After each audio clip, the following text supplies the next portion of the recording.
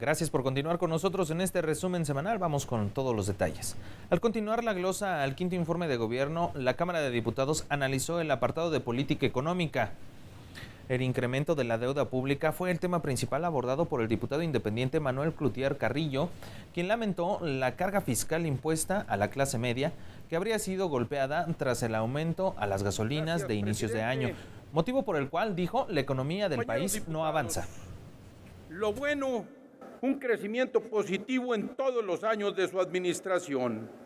Sin embargo, mientras la economía ha crecido el 2% anual promedio, la deuda pública federal creció el 14% anual promedio en términos reales.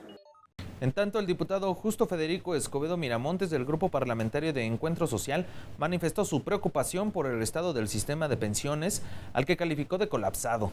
También lamentó que para el próximo ejercicio fiscal se tenga una propuesta de presupuesto para el rubro de 794,000 millones, dijo, equivalentes a 4 veces los recursos de la Ciudad de México.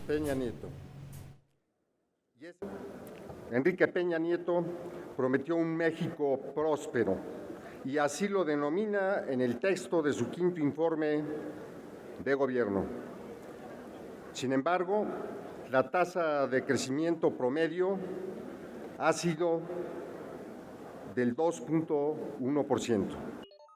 El diputado Luis Alfredo Valles Mendoza aseguró existen en la Administración Federal avances en la generación de empleos, la macroeconomía y el combate a la pobreza. El legislador expresó la disposición de la fracción parlamentaria de Nueva Alianza para impulsar reformas sobre emprendimiento y la ampliación de la base de contribuyentes, dijo, para permitir una mejor distribución de la riqueza. Tenemos que seguir fortaleciendo la base de contribuyentes, hacer una distribución más justa de la riqueza y encontrar mecanismos alternos de inversión que incrementen los ingresos públicos, así como evitar a toda costa que la corrupción dañe las arcas públicas en todos los niveles de gobierno. De la fracción parlamentaria de Movimiento Ciudadano, la diputada María Elena Orantes López afirmó que los precios de los productos y el salario mínimo son los dos puntos más preocupantes para la población.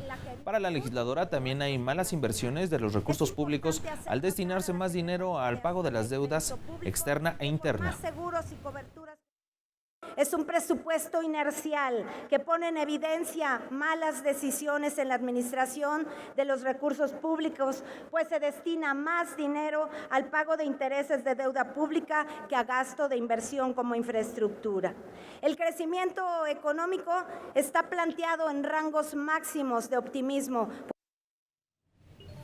Para el diputado Emilio Enrique Salazar Farías, del Grupo Parlamentario del Partido Verde, las reformas estructurales le permitieron al país cambiar el entorno económico al registrarse los actuales índices de generación de empleos, la confianza de los mercados y la no dependencia de la exportación de petróleo. Otro factor a destacar, aseveró, es la contención en el aumento de las tasas de inflación. Y el gobierno, con sus reformas estructurales, ha cambiado los indicadores económicos de este país. Necesitamos confianza de los mercados externos y la tenemos, pues la inversión extranjera directa ha crecido. El empleo está en niveles récord, más de 3 millones de empleados. Por parte de la fracción de Morena participó el diputado Vidal Llerenas Morales, quien urgió a dar un viraje al considerar que la actual política económica ha construido un país desigual. Entre otros puntos, criticó las diferencias de crecimiento entre las entidades federativas, la dependencia comercial con Estados Unidos y el crecimiento de la deuda pública. Estamos construyendo un país desigual, un país dependiente, un país que no tiene crecimiento económico y además en los últimos años también tenemos un país con malas finanzas públicas, un crecimiento de la deuda que duplicó su tamaño en los últimos años, que no se dedicó a la inversión. El diputado Sergio López Sánchez, del Grupo Parlamentario del PRD, criticó los resultados del Ejecutivo en la inversión extranjera directa, los índices de productividad, el incremento en la tasa del salario mínimo, entre otros rubros.